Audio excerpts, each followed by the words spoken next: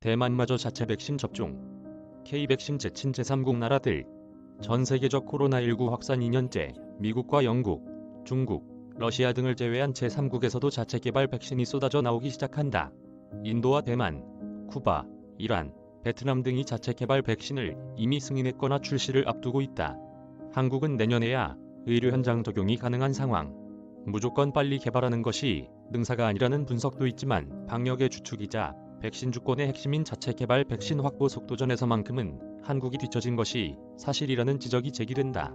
정부의 전폭적 개발 지원이 아쉽다는 목소리도 나온다. 대만, 총통 사과 뒤 2달 만에 자국 백신 접종. 23일 로이터 통신에 따르면 대만 정부는 이날부터 자국 바이오사 메디젠이 개발한 코로나19 백신 코바이오로직스에 접종에 돌입했다. 유전자 재조합 기술로 만들어진 항원 단백질을 몸 안에 주입하는 합성 항원 백신으로 미국 노바백스와 같은 기술 기반의 백신이다. 이 백신은 그동안 대만과 베트남에서 총 4차례 임상 2상 실험을 거쳤고 임상 3상 완료에 앞서 대만 위생복리부는 지난달 19일 긴급 사용 승인을 내렸다. 대만 정부는 연내 1,000만 회분을 생산해 자국 접종의 속도를 내겠다는 계획이다. 대만에 앞서 개발을 끝내고 접종을 진행 중인 국가도 있다. 지난 1월 자국 제약사 바라트 바이오테크의 코백신을 긴급 승인한 인도는 최근 자국 제약사 자이더스 캐딜라가 개발한 자이코브디의 긴급 사용도 승인했다.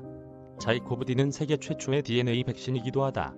이란은 자국 백신 코비란을 지난 6월 긴급 사용 승인했으며 쿠바도 지난달 자체 개발 백신 압달라를 간급 승인한 데 이어 최근 이오 백신 소베라나도 승인했다. 베트남은 나노코박스의 긴급 사용 승인을 기다리고 있다. 전 세계적 백신 부족 현상이 심화된 가운데 각국이 백신 주권 확립과 방역 강화를 위해 자체 개발에 총력을 기울인 결과물이다. 현재 글로벌 백신 판도를 주도하는 미국과 영국 등 주요국은 아니지만 자체 개발에 성공한 국가들의 개발 역량은 사실 만만치 않았다는 것이 백신업계 평이다.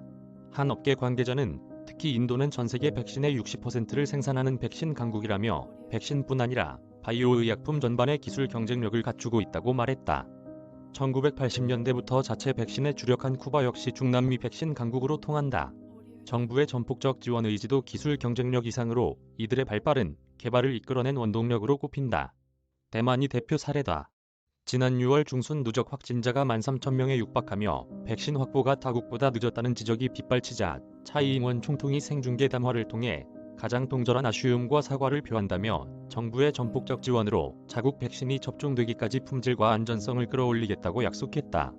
그 후 약 2달 만에 자국 백신 접종이 시작된 인구 약 2,400만 명 대만의 누적 확진자는 현재 15,916명, 한국의 약 7% 수준이다. 국내 백신 내년 접종 기대.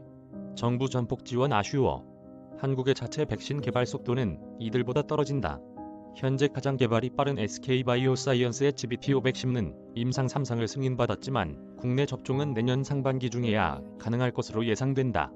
한미약품과 SD팜, 집신옥십자 등 세계 기업 주축으로 출범한 차세대 머너 백신 플랫폼 기술 컨소시엄은 머너 백신 개발에 나섰지만 이 역시 내년에야 접종을 기대해 볼 수 있는 상황이다. 의료계와 바이오업계에서는 개발 속도가 능사는 아니라는 분석도 나온다.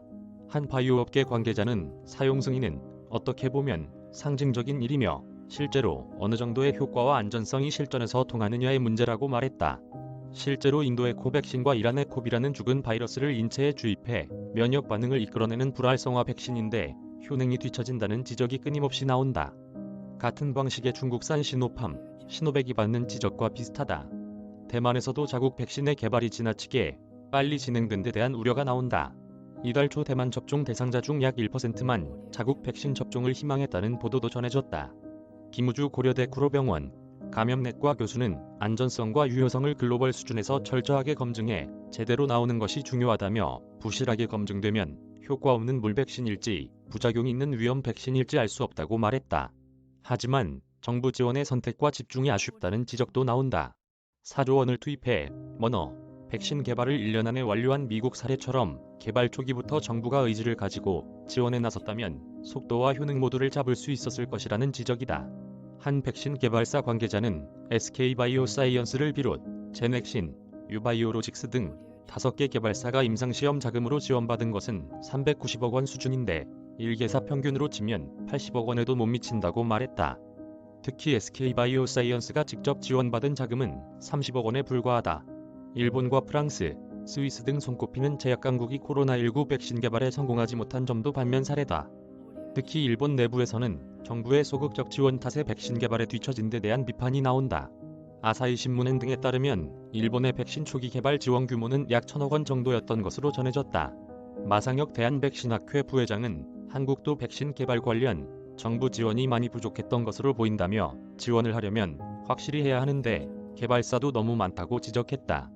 김남중 서울대 감염내과 교수는 지원을 위해서는 큰 금액이 필요한데 우리 정부가 특정 회사에 지원한다고 하면 반대 얘기도 나올 수 있다며 국민들이 정부 차원의 막대한 지원을 찬성하는지 조사를 해보면 좋겠다고 말했다. 안정준 기자 이메일 주소, 주명호 기자 이메일 주소. 저작권자 돈이 보이는 리얼타임 뉴스 머니투데이. 무단전제 및 재배포 금지.